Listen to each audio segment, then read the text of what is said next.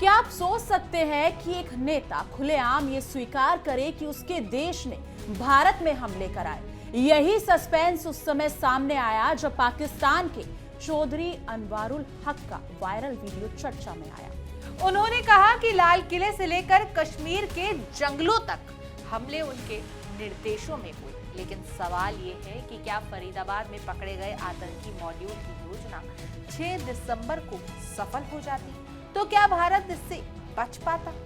नमस्कार दोस्तों, आप देख रहे हैं इंडिया डेली का डिजिटल प्लेटफॉर्म और मैं हूं आपके साथ तानिया त्यागी। नमस्कार दोस्तों, मेरा नाम भावना सुखीजा है। आज हम आपके लिए लेकर आए हैं एक बेहद महत्वपूर्ण और संवेदनशील रिपोर्ट जो भारत की सुरक्षा, राजनीति और पड़ोसी देशों के रवैये से जुड़ा हुआ मुद्दा है। पिछले कुछ दिनों से एक वीडियो इंटरनेट पर लगातार वायरल हो रहा है जिसमें पाकिस्तान के वरिष्ठ नेता चौधरी अनवारुल हक भारत पर हुए कई बड़े आतंकी हमलों की सीधी जिम्मेदारी लेते दिखाई देते हैं। ये वीडियो इतना गंभीर इसलिए है क्योंकि इसमें हक साफ साफ कह रहे हैं कि पाकिस्तान ने लाल किले से लेकर कश्मीर के जंगलों तक हमले करवाए।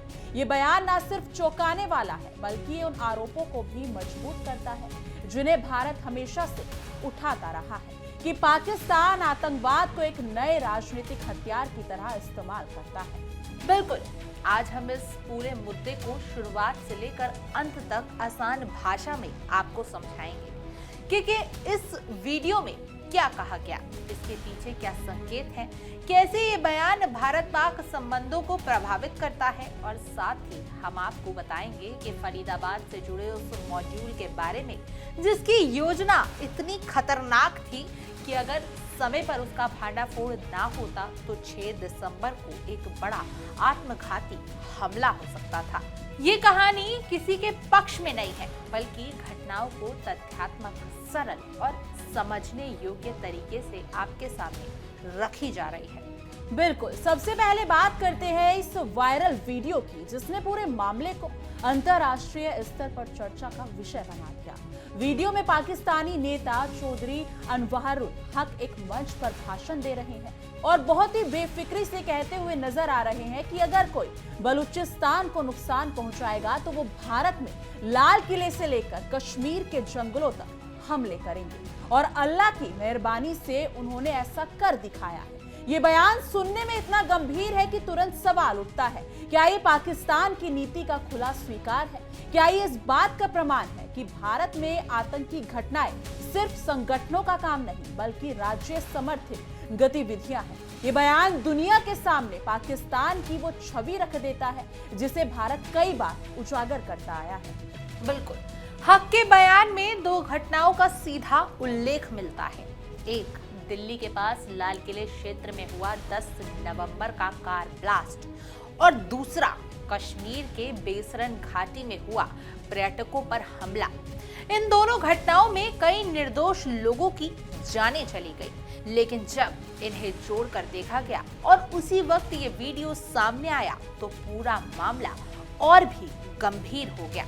अब यह सिर्फ आतंकी हमला नहीं बल्कि राजनीतिक स्वीकारती जैसा लगता है, जहां एक सक्रिय नेता खुलेआम कह रहा है कि इन हमलों के पीछे उनका देश है। भारत ने हमेशा यही कहा है कि पाकिस्तान की जमीन का इस्तेमाल आतंकवाद के लिए होता है और ये वीडियो उन्हीं आरोपों का एक तरह से दृश्य प्रमाण बनकर सामने आता है। बिल्कुल, 10 नवंबर का दिन दिल्ली के लोगों के लिए बेहद दर्दनाक था। लाल किले के पास एक कार में विस्फोट हुआ जिसने इलाके को हिलाकर रख दिया। इस हमले में 14 लोगों की लगभग मौत हो गई और कई लोग घायल बताए जा रहे हैं। जांच एजेंसियों ने जब ये पता लगाया कि इस हमले का मास्टरमाइंड एक डॉक्टर यानी कि डॉक्टर उमर नबी था तो सब दंग रह गए। ये व्यक्ति एक सफेद पोस्ट आतंकी नेटवर्क का हिस्सा था जो भारत में बैठकर कई हमलों की योजना बना रहा था। ये नेटवर्क बाद में फरीदाबाद से पकड़ा गया। इस पूरे मामले को और गंभीर बनाता है हक का वीडियो जिसमें वो इस हमले को एक तरह से सफलता की तरह पेश कर रहे हैं। इस तरह के वायरल बयान ये दर्शाते हैं कि भारत पर आतंकवादी हमलों को लेकर पाकिस्तान के कुछ राजनेताओं के रवैया कितना लापरवाह और गैर जिम्मेदाराना हो सकता है। जहां भारत हर ऐसे हमले के बाद कड़ी कार्रवाई करता है, वहीं दूसरी ओर पाकिस्तान के कुछ नेता उन हमलों को अपनी राजनीतिक ताकत का प्रदर्शन बता रहे हैं। ये रवैया समझ से बाहर है और अंतर्राष्ट्रीय समुदाय के सामने पाकिस्तान की विश्वसनीयता पर बड़ा सवाल खड़ा करता है। अब बात कश्मीर की है। अप्रैल में जब बेसरन घाटी में पर्यटकों पर हमला हुआ तो पूरा देश सदमे में आ गया था। एक जगह आमतौर पर शांत और खूबसूरत मानी जाती है, लेकिन उस दिन वहां जो हुआ उसने ये दिखा दिया कि आतंकवाद की चपेट में किसी भी इलाके को लिया जा सकता है। 26 लोग इस हमले में मारे गए। जब हक ने वीडियो में कश्मीर के जंगलों की बात की तो विशेषज्ञों ने इसी घटना से इसको जोड़ दिया, यानी कि विशेषज्ञों ने इस घटना को इससे जोड़कर देखा। इस हमले में जिस सटीकता, हथियारों और रणनीति का इस्तेमाल हुआ, उसने जांच एजेंसियों को शुरुआत से ही शक दिया कि ये कोई बड़ी संगठित और सीमा पार से निर्देशित कार्रवाई थी। और जब इस तरह का हमला किसी नेता द्वारा सार्वजनिक रूप से स्वीकार किया जाता है तो ये उन परिवारों के लिए और भी दर्दनाक हो जाता है जिन्होंने अपने प्रियजनों को खोया। ये घटना सिर्फ आतंकवाद की नहीं बल्कि मानवता के खिलाफ एक अपराध की मिसाल बन जाती है। इन घटनाओं और पाकिस्तान के बेतुके बयानों के बाद भारत ने तुरंत कूटनीतिक कदम उठाए। सबसे बड़ा कदम था सिंधु जल संधि को निलंबित करना। भारत और पाकिस्तान के बीच ये संधि दशकों से चली आ रही है और इसे किसी भी हालत में नहीं छुआ जा सकता था। लेकिन इस बार भारत ने साफ कहा कि जब तक पाकिस्तान सीमा पार आतंकवाद के खिलाफ ठोस कदम नहीं उठाता, तब तक सामान्य बातचीत भी संभव नहीं है। ये भारत का अब तक का सबसे सख्त संदेश था, जिसे अंतर्राष्ट्रीय समुदाय ने गंभीरता से लिया। दरअसल आपको बता दें कि पाकिस्तान हमेशा भारत पर आरोप लगाकर अपना ध्यान हटाना चाहता है, लेकिन इस बार भारत ने खेल पलट दिया और सीधे उस संधि पर कदम उठाया जो पाकिस्तान की अर्थव्यवस्था और जीवन से जुड़ी है। इस फैसले से पाकिस्तान में बड़ी चिंता फैली। ये कूटनीतिक दबाव था जिसे भारत ने बहुत समझदारी से इस्तेमाल किया।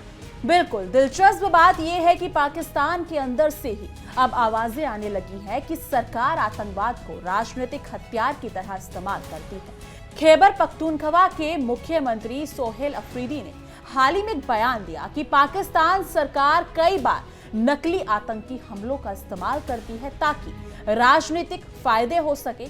यानी कि उनका कहना है कि इन सब से राजनीतिक फायदे लिए जा सकते हैं। उनका ये आरोप बेहद गंभीर है। उन्होंने ये भी कहा कि इस्लामाबाद जानबूझकर खैबर इलाके में शांति नहीं आने देता। जब इस तरह की बातें भीतर से सामने आती हैं, तो पाकिस्तान की छवि और भी खराब होती है और दुनिया समझ जाती है कि समस्या कितनी गहरी है।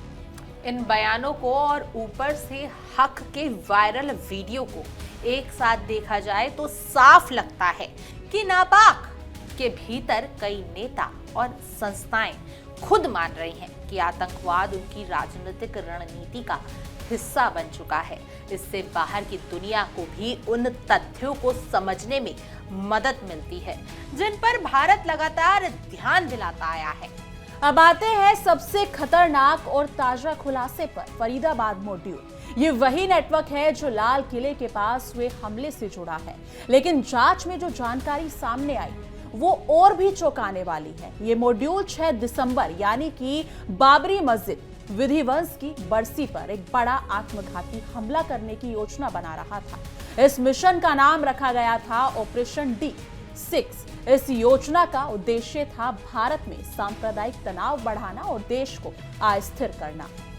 और सबसे हैरान करने वाली बात यह है कि इस मॉड्यूल में 9-10 लोग शामिल थे, जिनमें से 5 से 6 डॉक्टर थे। ये सभी फरीदाबाद के अल फला यूनिवर्सिटी से जुड़े थे। मेडिकल ज्ञान का इस्तेमाल विस्फोटक तैयार करने में किया गया, यानी ये लोग अपनी पढ़ाई और कौशल का इस्तेमाल इंसान की जान बचाने के बजाय खत्म करने के लिए कर रहे थे। मॉड्यूल के 2 मुख्य चेहरे डॉक्टर शाहीन शहीद और डॉक्टर उमर नबी जैशे मोहम्मद से जुड़े थे। डॉक्टर शाहीन को तो भारत में जैश की महिला विंग जमात उल मोमिनीन खड़ी करने की जिम्मेदारी दी गई थी। तो आज हमने आपको बताया कि कैसे एक वायरल वीडियो ने, एक आतंकी नेटवर्क ने और फरीदाबाद में पकड़ी गई साजिश ने यह साफ कर दिया कि भारत के खिलाफ आतंकी गतिविधियां कैसे योजनाबद्ध तरीके से चलाई जाती हैं। लाल किला ब्लास्ट, कश्मीर हमला और ऑपरेशन D6 जैसी घटनाएं दिखाती हैं कि आतंकवाद सिर्फ सीमा पार का मुद्दा नहीं, बल्कि एक संगठित राजनीतिक रणनीति का हिस्सा हो चुका है। बिल्कुल, भारत की सुरक्षा एजेंसियां लगातार सतर्क हैं और सरकार का संदेश साफ है कि किसी भी तरह के आतंकवाद को बर्दाश्त नहीं किया जाएगा।